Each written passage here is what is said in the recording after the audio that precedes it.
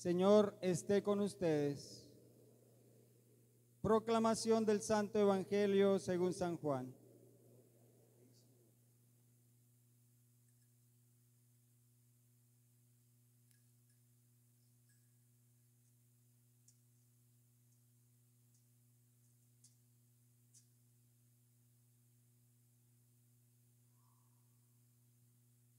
El día de la resurrección, primer día de la semana, por la tarde, estaban en casa los discípulos con las puertas trancadas por miedo a los judíos. Cuando se presentó Jesús, se colocó en medio de ellos y les dijo: les traigo la paz. Dicho esto, le mostró las manos y el costado. Los discípulos se alegraron de ver al Señor. Jesús repitió: les traigo la paz. Así como el Padre me envió, los envío yo a ustedes. Enseguida sopló sobre ellos y les dijo: reciban el Espíritu Santo. A quienes les perdonen los pecados, les quedan perdonados, y a quienes se los retengan, les quedan retenidos. Pero Tomás, uno de los 12, llamado el gemelo, no estaba con ellos cuando vino Jesús.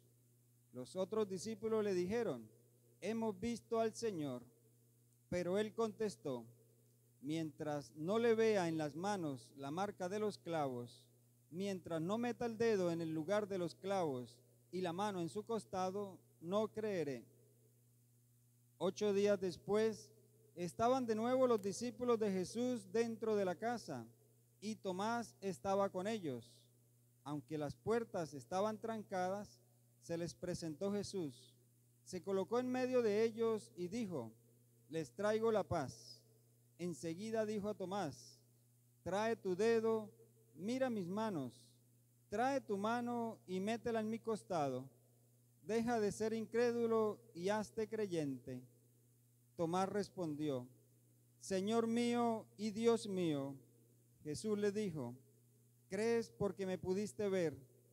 Dichosos los que creen sin haber visto. En muchos otros hechos que no están consignados en este libro, se reveló Jesús a sus discípulos. Estos han quedado consignados para que ustedes crean en Jesús el Mesías, el Hijo de Dios, y para que creyendo tengan vida en su nombre. Palabra del Señor.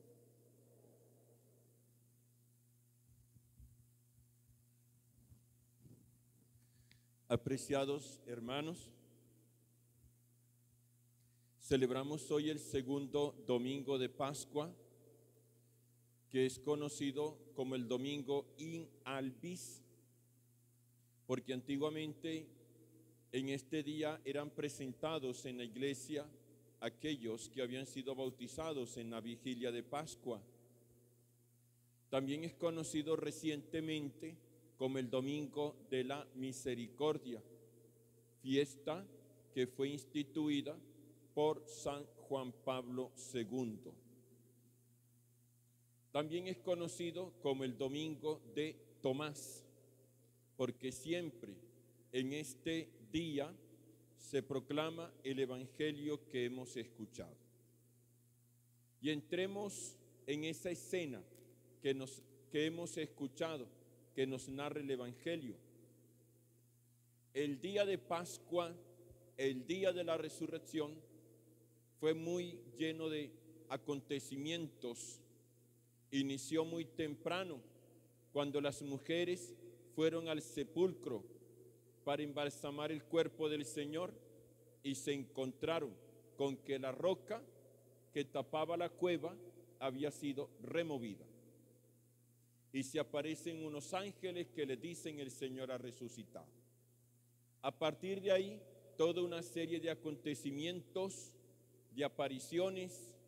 Los discípulos pasaron una jornada con mucha incertidumbre, alegría, en medio de sobresaltos, y ya por la noche, cuando estaban todos reunidos, menos Tomás, el Señor resucitado se aparece. y les habla y les dice: la paz sea con ustedes, y al mismo tiempo les concede la misión, el perdonar los pecados del pueblo. Allí no estaba Tomás. Parece ser, y eso no lo dice la Escritura, que Tomás salió. Y la personalidad de Tomás es la de alguien frentero, decidido. En alguna parte del Evangelio escuchamos cómo Tomás le dice a los discípulos: vamos a Jerusalén a morir con el Señor Jesús. Lo que muestra que era una persona así, frentera. Y por eso, no lo dice la Biblia, pero lo deducimos, no se quedó encerrado el día de la resurrección, sino que salió, se fue a la calle, estaba hablando, enfrentando las cosas. Pues bien, el Señor se apareció y Tomás no estaba. Pero a los 8 días sí se apareció. Y entonces Tomás dice, cuando ya Tomás había dicho: si no meto mi mano en el costado, mis dedos en su mano, no creeré. A los 8 días, cuando el Señor se aparece, el Señor le muestra las manos y le muestra el costado. Allí detengámonos en ese detalle de la incredulidad de Tomás, en la que él pide pruebas, en la que él tiene preguntas, y resaltar hoy, y eso que nos quede grabado en nuestra mente, que el Señor responde nuestras preguntas, que Él satisface nuestros interrogantes, que aquellas dudas que están en nuestro corazón, el Señor las llena de certezas. No tenemos un Dios oscuro. Nosotros no tenemos un Dios que viva ocultándonos las cosas. Nosotros tenemos un Dios luminoso, un Dios inteligente y por tanto un Dios que siempre responde nuestras preguntas, que nos da razón de las cosas, que nos explica cómo tiene que ser todo. Nosotros tenemos un Dios luminoso, un Dios que responde. Y esa es la actitud del Señor Jesús. Cuando se aparece nuevamente ante Tomás, el Señor le dice: pues aquí están mis manos, aquí está mi costado, usted venga y vea. Como quien dice, aquí están las pruebas que usted está pidiendo. Pero la incredulidad, en el Evangelio de Juan, prácticamente el único pecado que aparece es la incredulidad, la incredulidad. Y digamos, 2 tipos de incredulidad, 2 tipos. Una incredulidad invencible, que es aquella, mis queridos hermanos, en la que por muchas pruebas, razones, argumentos que se le ofrezcan a la persona, nunca va a creer. Aquí el Señor Jesús se apareció, y alguien que sufra de una incredulidad invencible puede meter la mano en el costado, puede meter los dedos en la mano y sigue sin creer y se resiste todavía. Y eso se presenta también entre nosotros, una incredulidad invencible, en donde por mucho que se nos expliquen las cosas, por mucho que se nos diga, no vamos a creer. Y esa incredulidad invencible es un pecado, pero además de ser un pecado, es un error, es una equivocación, es una equivocación. Porque al final de cuentas, si a uno le dan razones y le explican las cosas, oiga, hay que aceptar, para que hay que ponerse de tercos, una terquedad inútil, que no sirve para nada. Pecado, pero al mismo tiempo un error. Pero hay una incredulidad vencible. Hay una incredulidad vencible. Y aquí tengamos presente algo también. No es malo que hagamos preguntas. No es malo que nosotros tengamos el deseo de conocer más. No es malo que nosotros indaguemos. Eso no es malo. Eso está muy bien. Es más, todos nosotros pasamos por esa etapa de la niñez en la que todo lo preguntábamos. En la que todo lo preguntábamos. Y los padres, nuestros pobres padres, tenían que hacerse expertos en responder preguntas. O sea, no es malo preguntar, indagar, cuestionarse. Eso no es malo. Eso está bien. Eso está bien. Y bueno, y se puede presentar una incredulidad vencible. Pero aquí entonces es que está el ejemplo de Tomás. Tomás tiene una incredulidad vencible, en donde el Señor se aparece, le dice: Tomás, venga, aquí está el costado, aquí están las manos. Y Tomás dice: acepto el argumento, acepto la prueba. Es más, yo me atrevo a decir que Tomás no tuvo necesidad de meter el dedo, de meter la mano. Simplemente vio, creyó y se postró en tierra y dijo: Señor mío y Dios mío. Si ven, una incredulidad vencible, que acepta razones, que acepta el argumento, que acepta las respuestas. Una persona, una incredulidad que se deja vencer, que acepta realmente aquello que se presenta. Y esa sí que es muy buena, es muy buena.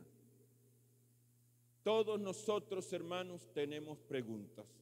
Y lo repito, eso es bueno, eso es bueno.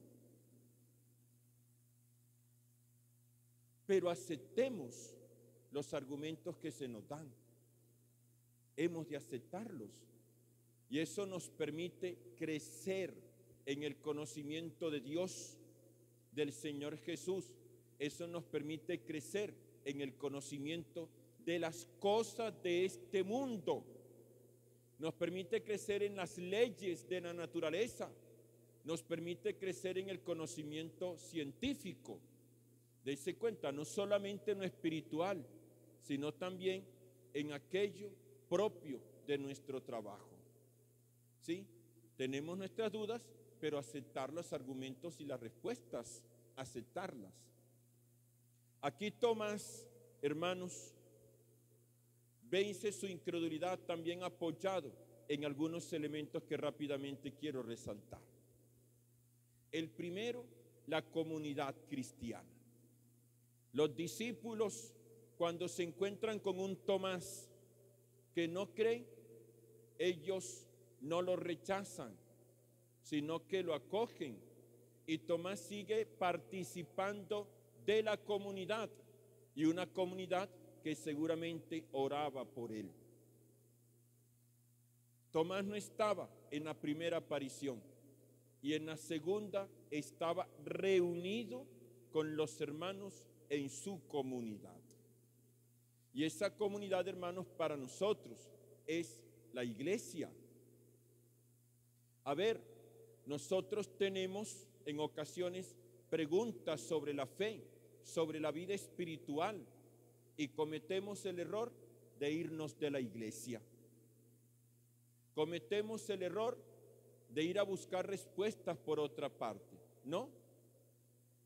Ese permanecer en la iglesia con paciencia, con mucha paciencia, hace también que en su momento el Señor responda nuestras preguntas y las dudas que están en nuestro corazón.